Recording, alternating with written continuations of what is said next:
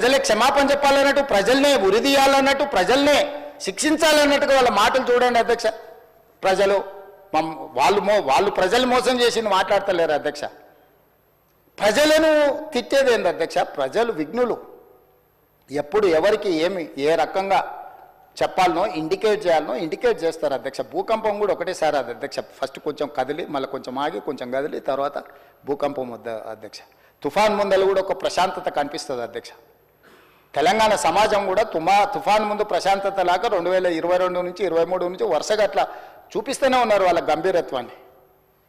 ఇప్పటికైనా జరిగిన పరిణామాల అంచనా వేసుకొని పరిశీలించుకొని వచ్చి కూర్చొని ఒక బాధ్యత కలిగిన ప్రతిపక్షంగా ఇక్కడ ఉండి మంచిని మంచి చెడును చెడు మీ అనుభవాన్ని ఉపయోగించి విశ్లేషించి విడమర్చి మాట్లాడితే ప్రజలు ఆమోదించేటోళ్ళు అధ్యక్ష. మాటకు ముందు స్టేచర్, మాటకు వెనకాల స్టేచర్ అంటారు అధ్యక్ష. మీ స్టేచర్ పట్ల ఉన్న మీ ఆలోచన, మీ పట్టింపు ఈ స్టేట్ ఫ్యూచర్ పట్ల లేదా అధ్యక్ష? నేను అడుగుతున్నా, ఈ స్టేట్ ఫ్యూచర్ వద్దా? ఈ స్టేట్ ఫ్యూచర్ వద్దా? మీ స్టేచర్ గురించే మీ తాపత్రయమా? ఒకనాడు మీరు అధికారంలో ఉన్నారు, మీ పార్టీకి అధికార పార్టీకి స్టేచర్ ఉండే. 2023 డిసెంబర్ 3 తారీఖు నాడు అధికారం నుంచి ప్రధాన ప్రతిపక్ష పార్టీ స్టేచర్ ఇచ్చారు. ప్రతిపక్ష పార్టీ స్టేచర్ అది మీ పార్టీకి. 2024 మే జూన్లో పార్లమెంట్ జరిగింది, గుండు సున్నా ఇచ్చిండ్రు, మీ పార్టీని మార్చరికి పంపించారు. నేనేం తప్పు మాట్లాడిన అధ్యక్ష? ఏమన్నా నేను? ఆనాడు మీరు అధికారంలో ఉన్నారు, స్టేచర్ ఉండే, తర్వాత ప్రతిపక్షం స్టేచర్ పడిపోయింది, ఆ తర్వాత గుండు సున్నా వచ్చి 8 డిపాజిట్లు పోయినాక మార్చరీలకు పోయిందని అన్న అధ్యక్ష. నేనేమన్నా అధ్యక్ష? అందులో తప్పేముంది అధ్యక్ష? బీఆర్ఎస్ ఈరోజు మార్చరీలో ఉందని నేను చెప్పిన అధ్యక్ష. దాన్ని ఒక వ్యక్తిని అన్నట్టుగాను, పెద్ద ఆయన్ని చంద్రశేఖరరావు గారు నేను అన్నట్టుగా హరీష్ రావు గారు, కేటీఆర్ గారు చిత్రీకరిస్తున్నారు అధ్యక్ష. అంత కుత్సిత స్వభావం నాకు లేదు అధ్యక్ష. చంద్రశేఖరరావు గారి దగ్గర ఉన్న కుర్చీని 4 కోట్ల తెలంగాణ ప్రజలు గుంజుకొని నన్ను తెచ్చి ఇక్కడ కూర్చోబెట్టారు అధ్యక్ష. ఇంకేముంది అధ్యక్ష చంద్రశేఖరరావు గారి దగ్గర నేను తీసుకోవడానికి? వారి దగ్గర ఉన్నది ప్రధాన ప్రతిపక్ష హోదా. ఆ ప్రధాన ప్రతిపక్ష హోదా ఎవరికి కావాలి అధ్యక్ష? అయితే హరీష్ రావు గారు కావాలి, లేకపోతే కేటీఆర్ కావాలి. అయితే గీతే ఏదైనా కోరుకుంటే జరగరాంది ఏదైనా జరిగితే వాళ్ళిద్దరు ఆ కుర్చీ కోసం పోటీ పడతారు. కానీ నేను ఇక్కడి నుంచి అక్కడికి పోను కదా అధ్యక్ష. నేనెందుకు కోరుకుంటా అధ్యక్ష? ఇది సింపుల్ లాజిక్ కదా అధ్యక్ష. నాకెందుకు ఆపాదిస్తున్నారు అధ్యక్ష అట్లాంటి తప్పుడు మాటలు అన్నిటినీ? నేను అట్లా కోరుకుంటలేను అధ్యక్ష. 100 సంవత్సరాలు ఆయురారోగ్యాలతో చంద్రశేఖరరావు గారు ఉండాలి, వారు ఆ ప్రతిపక్షంలో అట్లనే ఉండాలి, నేను ఇక్కడనే ఉండాలి, వారు సూచనలు చేస్తూనే ఉండాలి, నేను మంచి పరిపాలన అందిస్తూనే ఉండాలి, మా ఆర్థిక మంత్రి గారు మాకు నిధులు అందిస్తూనే ఉండాలి అధ్యక్ష. ఇది మా ఆలోచన అధ్యక్ష, ఇది మా భవిష్యత్ కార్యాచరణ. నేనెందుకు కోరుకుంటా అధ్యక్ష? నాకెందుకు? వాళ్ళు సరిపోను అన్నట్టు మళ్ళీ నేను కావాలా? వాళ్ళ ఇంట్లోనే పోటీలు పడుతారు నలుగురు, ఎవరు అందులోకి రావాలను. మా మిత్రుడు మహేశ్వర్ రెడ్డి గారు కూడా ఉన్నారు. మంచి మనసు ఉంటే మాతో పాటు ఇక్కడ కూర్చుంటాడు, ఈ రోజు కాకపోతే రేపైనా. ఏమన్నది అధ్యక్ష? నాకు మంచి ఫ్రెండే, నేనేం కాదంటలేను అధ్యక్ష.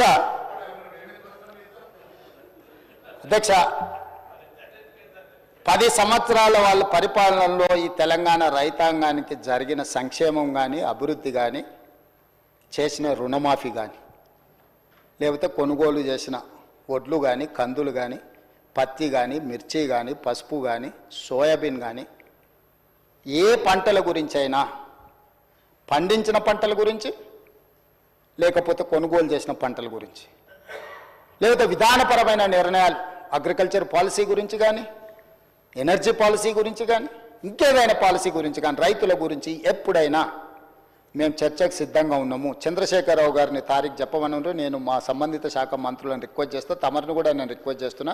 ప్రధాన ప్రతిపక్ష నాయకుడు గారు ఒకవేళ ఏదైనా సూచన చేస్తే any specific discussion on the subject మాకేం అభ్యంతరం లేదు అధ్యక్ష. నేను కూడా మిమ్మల్ని విజ్ఞప్తి చేస్తున్నా, రైతులకు సంబంధించిన దాని మీద వారు ఎప్పుడు అడిగినా మనం చర్చ చేద్దాం అధ్యక్ష.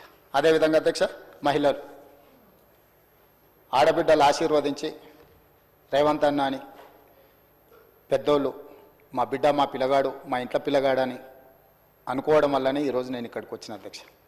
ఆడబిడ్డల ఆశీర్వాదం లేకుండా ఈరోజు నేను ఇక్కడ లేను, మా ప్రభుత్వం లేదు. కాంగ్రెస్ పార్టీ మీకు తెలుసు, ఈ దేశానికి ఉక్కు మహిళగా ప్రధానమంత్రి శ్రీమతి ఇందిరాగాంధీని కాంగ్రెస్ పార్టీ చేసింది. ఈ దేశానికి రాష్ట్రపతిగా ప్రతిభా పాటిల్ని కాంగ్రెస్ పార్టీ చేసింది. లోక్సభ స్పీకర్గా మీరా కుమారి బాబు జగజ్జీవన్ రామ్ గారి కుమార్తె, తెలంగాణ రాష్ట్రాన్ని స్పీకర్గా తెలంగాణ రాష్ట్రాన్ని ఇచ్చిన మహిళ స్పీకర్గా కాంగ్రెస్ పార్టీ చేసింది. శ్రీమతి సోనియా గాంధీ గారు యూపీఏ చైర్పర్సన్గా తెలంగాణ రాష్ట్రాన్ని ఇచ్చిండ్రు. వారు సుదీర్ఘకాలం కాంగ్రెస్ పార్టీ అధ్యక్షురాలుగా పనిచేసిండ్రు. మహిళా నాయకత్వాన్ని ఆమోదిస్తూనే మహిళల యొక్క సాధికారికత కోసం మేము నిరంతరం ప్రయాణం చేస్తూనే ఉన్నాం అధ్యక్ష.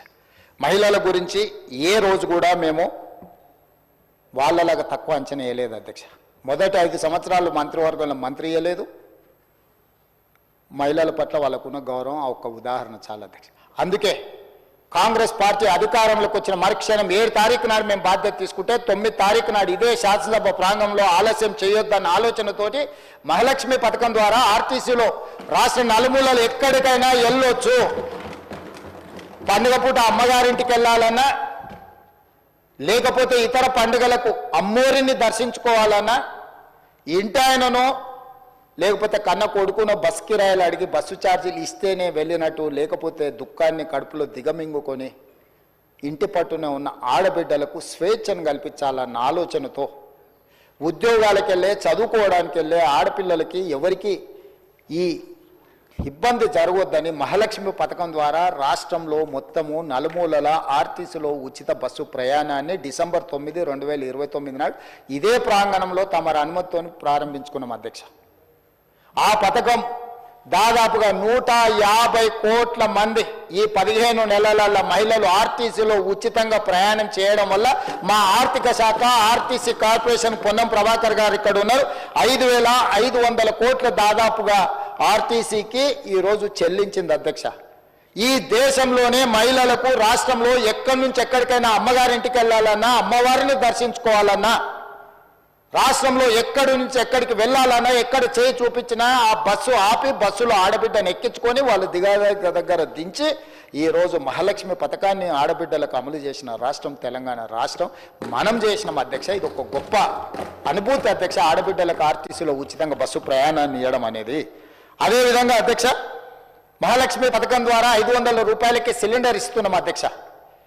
ఆనాడు దీపం పథకం ద్వారా కట్టెల పొయ్యితోని ఊది ఊది ఆ పొగ ఊపిరితిత్తులకు పోయి కళ్ళలకు పోయి క్యాన్సర్ వచ్చి ఆడబిడ్డలు చచ్చిపోతుంటే శ్రీమతి సోనియా గాంధీ గారు ఆలోచన చేసి కట్టెల పొయ్యి నుంచి విముక్తి కలిగించాలి ఆడబిడ్డలకు అని ఆలోచన చేసి దీపం పథకం ద్వారా గ్యాస్ పొయ్యి, సిలిండర్ అన్నిటినీ వాళ్లకు 400 రూపాయలకు ఆ రోజు సిలిండర్ ఇస్తే ధరలు పెరిగి 1200 అయింది అధ్యక్ష. మళ్ళీ కట్టెల పొయ్యి పరిస్థితి ఆడబిడ్డలకు వస్తే వాళ్ళకు విముక్తి కలిగించాలని 500 రూపాయలకి సిలిండర్ ఇవ్వాలి అని 500 రూపాయలకి సిలిండర్ ఇస్తున్న రాష్ట్ర ప్రభుత్వం మనది. ఆ శాఖ నిర్వహిస్తున్న ఉత్తమ్ కుమార్ రెడ్డి, ఆర్థిక మంత్రి బట్టి విక్రమార్క గారని నేను చెప్పదలుచుకున్నా అధ్యక్ష. ఇదే కాదు, ఈరోజు పేదలకు వ్యవసాయానికి ఉచిత కరెంటు, మరి పట్టణాలలో లేకపోతే గ్రామాలలో ఉన్న పేదలు ఉచిత కరెంటు ప్రయోజనం మాకు రావడం లేదు, మీరు చూడాలి అని అంటే ప్రతి పేదవాడి ఇంటికి 200 యూనిట్ల వరకు ఉచితంగా కరెంటు ఇవ్వాలి అని చెప్పి ఈరోజు 50 లక్షల కుటుంబాలకు ఈరోజు 200 యూనిట్లు ఉచిత కరెంటు ఇవ్వడం ద్వారా ప్రతి పేదవాడి ఇళ్లల్లో వెలుగులు అందిస్తూ దాదాపుగా 1775 కోట్ల రూపాయలు గృహజ్యోతి పథకం ద్వారా ఈ ఉచిత పథకాన్ని ఈరోజు పేదలకు అందుబాటులోకి తీసుకొచ్చి ఆడబిడ్డల కళ్ళల్లో వెలుగులు చూస్తున్నాం అధ్యక్ష. ఇది మా ప్రభుత్వం సాధించిన విజయం. అదేవిధంగా 43 లక్షల మంది సిలిండర్లు ఈరోజు ఉపయోగించుకుంటున్నారు అధ్యక్ష. ఇదే కాదు, గ్రామీణ ప్రాంతాల్లో ఇప్పటి దగ్గర విద్య గురించి మాట్లాడిన వాటి గురించి మళ్ళీ వాళ్ళు ఉన్నప్పుడు చెప్తాను అధ్యక్ష. ఒక మాట చెప్పదలుచుకుంది, గ్రామీణ ప్రాంతాలలో, తండాలలో, గూడాలలో, మారుమూల పల్లెల్లో డే స్కూల్స్ కావచ్చు, రెసిడెన్షియల్ స్కూల్స్ కావచ్చు, 29,000 పైచలకు స్కూల్స్ ఉన్నాయి అధ్యక్ష. దాదాపు 5,000 పైచలు స్కూళ్ళు, సింగిల్ టీచర్ స్కూల్స్ ఆనాడు తండాలలో, గూడాలలో వాళ్ళు మూసేసారు అధ్యక్ష.